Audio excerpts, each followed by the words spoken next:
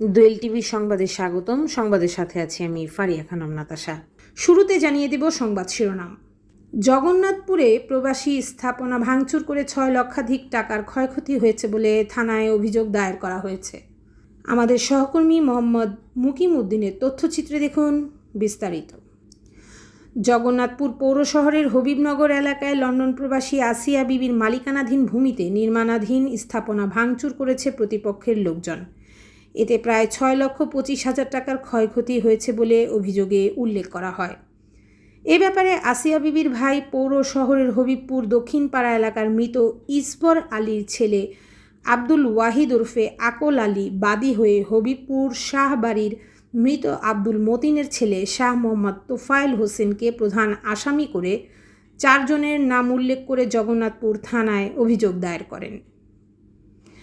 অভিযোগে উল্লেখ করেন শাহ মোহাম্মদ তোফায়েল হোসেনের সাথে লন্ডন প্রবাসী আসিয়া বিবির বসতবাড়ির জায়গা নিয়ে দীর্ঘদিন হতে বিরোধ এবং মামলা মোকদ্দমা চলে আসছে।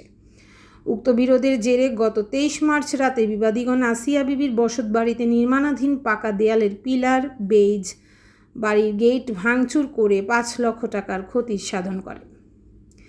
এছাড়াও দেওয়াল ও লিন্টার এবং লিন্টারের বেইজে থাকা লোহার রড শাটারিংয়ের কাঠ নিয়ে যায়, যাহার আনুমানিক মূল্য 1,25,000 টাকা।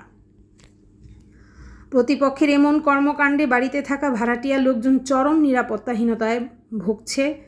এ বিষয়ে মামলার বাদী আব্দুল ওয়াহিদ ওরফে আকল আলী জানান, জগন্নাথপুর পৌর শহরের ইকরছই মৌজার 172 নং জেএল স্থিত 456 নং খতিয়ানে 857 নং দাগে 4 শতক ভূমির ক্রয়সূত্রে মালিক আমার বোন আসিয়া বিবি।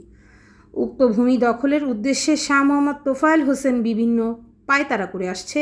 এরই অংশ হিসেবে আদালতে মিথ্যা মামলা দায়ের করেন। আদালত নালিশা ভূমিতে উভয় পক্ষকে শান্তি শৃঙ্খলা বজায় রাখার নির্দেশ দেন। আদালতের নির্দেশ অমান্য করে প্রতিপক্ষ তার লোকজন নিয়ে আমার বোনের মালিকানা ভূমির স্থাপনা ভাঙচুর করে ব্যাপক ক্ষয়ক্ষতি করে। দোয়েল টিভি দেখতে ভিজিট করুন www.doeltvonline.com।